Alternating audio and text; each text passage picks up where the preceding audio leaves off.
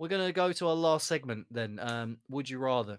Okay. And I don't know. I don't know if we even got any left that we haven't done really, but you know how this segment works. If you're a regular viewer, I have a website called signupgenius.com. I have 100 would you rather questions. I ask KB to pick a number from 1 to 100, and we discuss the resulting would you rather question within. And I really should have kept a track at which numbers we've picked so far. Yeah. But So, KB, give me a number, please. all right. Well, shot in the dark. 39. 39. Yeah, here's one we haven't had before. Would you rather have a desk job or an outdoor job? Obviously, not taking into account COVID. As long as it's not When the near, real world gets back together. as long as it's not jobs near exist. an airplane propeller, like Ryan Dunn in Jackass, Yeah. sitting his up. I guess outdoor job. I guess he means like working on food stalls outside, or like I don't Not know, food within stalls. as a steward in a stadium, or like I don't know, stuff like that. Because I've had both, really. Yeah, I I'm currently working a desk job, and I've also worked at as like in Woburn Safari Park, cleaning up um rubbish and things, and I've worked at outside outdoor stage shows and things. I don't know. I'd honestly rather have a desk job. Yeah, I Like, think a desk job would be easier. Well, not easier, but like it would be just more structured. I wouldn't mind being like a journalist on the road and things like that as well, or having a job where you travel to clients and things like that. It would be quite nice as long as the company pays for my fuel. That's not a problem because I mean, I believe that they should. It's my God-given right. But yeah, I think I'd go for desk job as well. 9 to 5 suits me greatly at the moment, and it's just I nice just to don't want be. to deal with people. You know what I mean? Like the general public, and I feel like there's much greater risk of that happening in an outdoor job Yeah, than a desk job. with the jobs like you mentioned, possibly if you're a journalist or something, you probably work on your own sorts of chosen clients and things like that. So I'd say like that would be one of the more interesting jobs.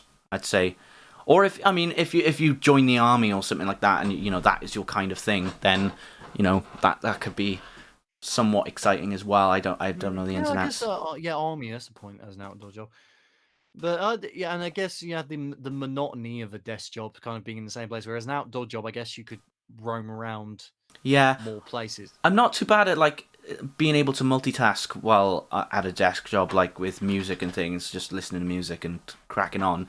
And if the It's if the funny office that that's banter just is good, then yeah, by all means, I'll. it's funny that just typifies me. Rather than go, oh well, I'll see loads of different places. If it's an outdoor job, it would be like, oh, I don't want to be around people.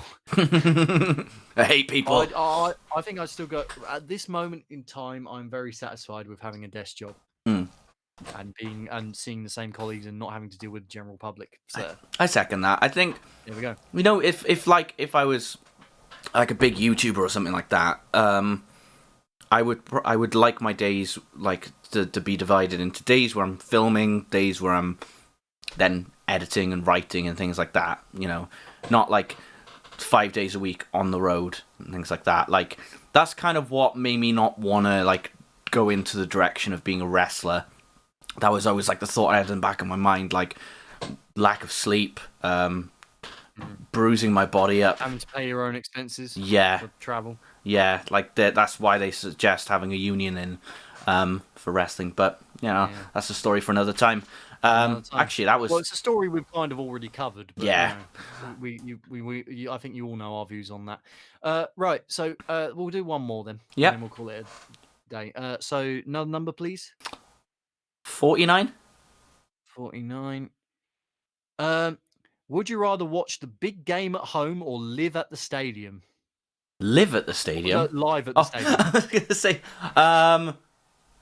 live any day. Well, I mean, this is quite a relevant one. So, Carabao Cup final. Say we weren't in COVID, would you go to the to to Wembley Oh to yeah. watch it live. Imagine, like, say Tottenham beat Man City and I was there to witness it live. That would be a story to tell my But then grandkids. again, what if you lose really badly and you're there Then I don't and have any you're grandkids. surrounded by unknown Man City fans? I'd be too embarrassed to have grandkids. Yeah, you know what I mean. It's very much a double-edged sword going. Although I've got to say, I much prefer going to watch a football at the Emirates than watching it at home. I don't know why. For some reason my mind is more at ease when I'm actually there. I think, like, I haven't watched football matches. I've watched rugby matches, and sometimes I can find it a bit difficult to focus on the action. I still kind of prefer at times to watch the big screen that is in the stadium, just because the different shots and things. But when you have a look on YouTube of like all the reactions to like football goals and stuff like that, it makes you want to be there. So that's for that reason. If there was a choice, I would always watch a game live. Yeah, I'd say so. I think But that would mean I'd have to move. I feel less on edge personally if I'm Yeah, actually watching it live at the stadium. but either I would have to move up to London, or I would have to start supporting Cardiff City. Well, it's interesting, isn't it? Because the FA Cup final used to be held at the Millennium Stadium in Cardiff, didn't it? Yeah, A few years ago. yeah.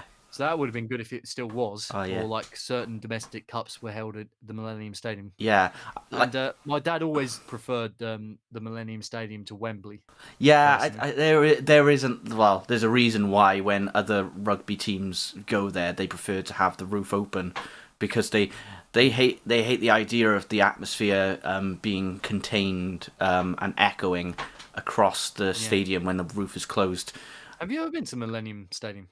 Yeah, loads of times. That's Or like for rugby mainly, or like? mainly rugby. Yeah. I've been to look at a caravan show with my dad.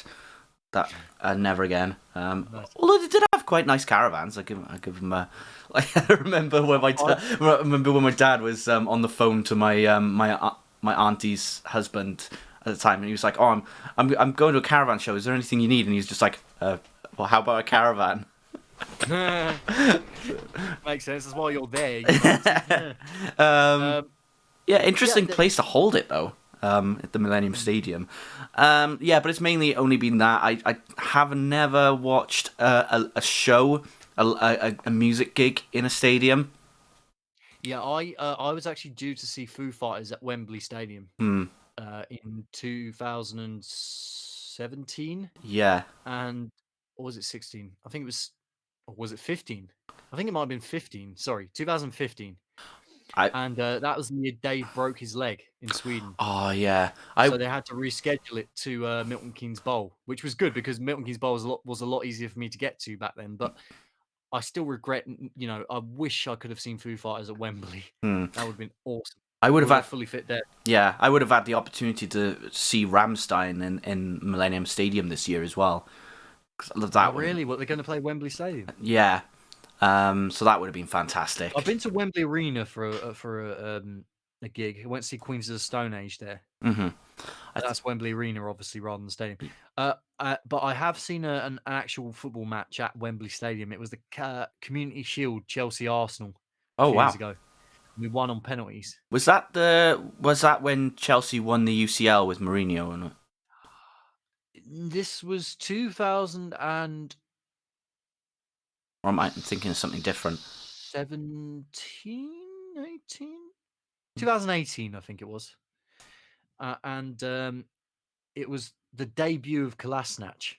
Right. And he actually scored the equaliser. And they're like, we got an actual good left back. And it's like, yeah. Not in anymore. retrospect, yeah, maybe not. But I just remember at one point, the whole stadium, Arsenal and Chelsea fans, went "Stand up if you hate Tottenham," and everyone stood up.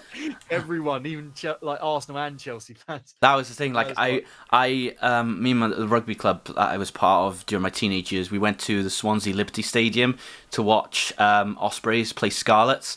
And there was just this guy in the front who was like, "Ospreys!" and everyone went, "Way! Scarlets! Boo!" No, I like that. But no, these days my team's Cardiff Blues. If I had to Yeah, I pick don't any. know anything about rugby. I Yeah. couldn't. I'm not a rugby guy personally. But yeah, that was a good day actually. Won on penalties. I saw a few people from Arsenal Fan TV that day as well. Uh, The crazy but ones. yeah, I've never been to a stadium for a gig as far as I can recall, Yeah. Okay. unless you count Milton Keynes Bowl as a stadium. But I'm not sure. I don't know. Is it actually a stadium or is it just like a Not closed? Is it really. like an It's just like amphitheater? a massive amphitheater type thing. Yeah. Ah, okay. Like Budapest Park doesn't count as a stadium by any stretch, Nah. but it is fairly big. I think it's You know what? I've actually 10,000 seen a people. I've actually watched a football game in Budapest. Have you? Yeah, Ferencváros versus Debrecen, and Interesting. it was 0-0. It was the most horrible game I've ever seen in my life. But we were all queuing up, and we also missed the first half, right? Because we were queuing to get our season tickets. Because Yeah. you have to buy season tickets and get like fan ID'd. I don't know if it's still the case with Ferencváros, but back then you had to they were making a big fuss about how they were IDing every single fan and scanning them before they went in, because of hooliganism and things, right? Mm. So in order to get in, we had to get a special card, which I still have somewhere, which didn't cost really that much at all, really. But I remember standing outside, and it was kind of a bit wet as well and rainy, but there was like heavy grade military vehicles outside, like bloody armored cars, gun carriages, like half tracks, all for a football match, That's and not it was good. kind of scary, Oh really, wow. because we were basically in the stadium with the hunger. There was barely anyone in the stadium that day because I think the whole protest about the scanning of your wrist and stuff before you get in was still going on. Right. But you still had a bunch of Hungarian ultras led by this kind of scary bald bloke with like a green flare and a massive megaphone, like jacked. He looked like Simon Miller from What Culture. He's probably But not as charming though. yeah, why? Here's Why? why. Here's why. That sounded like But Jeremy that, yeah, Clarkson. one of the worst games of football I've ever seen. It was 0-0. We missed that entire first half. Zoltan Gera was playing for Ferencváros at the time, so that was the kind of Premier League Yeah, connection. I do Used to lie play for though. them. I do lie. There was a football game I watched ages ago. It was Cardiff City playing Swansea, but in Bridgends Brewery Field, and that was when Interesting. Lee Trundle played for Swansea. Oh, well, Lee Trundle, jeez. So you can imagine how far back that is. Yeah, definitely. And I think they won. I think it was 1-0. Swansea won, and the ref was awful because there were so many bad tackles and no yellow card was given at all. That's what I remember. I mean, I guess we could get into my first Arsenal game. My first Arsenal game actually was in St Albans, and it was Arsenal reserves versus Tottenham reserves in 1999. And Tony Adams was playing for Arsenal reserves because he was coming back from injury. Oh wow. And it ended up 2-2, I believe. I can't really recall anything else about the match. I might have to look up who scored the. I wonder if it's on the internet, actually. Mm. Probably. So Arsenal reserves to Spurs reserves to 1999. Yeah, so this was I believe, let me just check. Tottenham Hotspur 2-2. August 24th, 1999. And it was 2-2, and it was in St Albans, and Omar Ritsar and Gray scored for us. And I don't know who scored for for Tottenham, but yeah, I know that Tony Adams was playing because he was coming back from injury. And that was pretty cool. My first proper Arsenal game, though, the first team game, was in 2000. No, actually, no, it was also in 1999, I believe, and it was at the old Wembley. So there we go, full circle.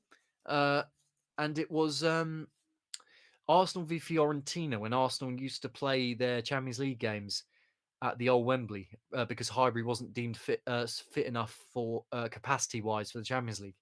And Gabriel Batistuta scored the winner for Fiorentina. We lost, and I was only like, 1999. How old would I have been? Like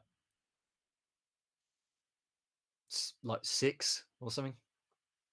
And Mark Overmars, I just remember, was running up and down the wing. Overmars takes me back. Yeah, I know.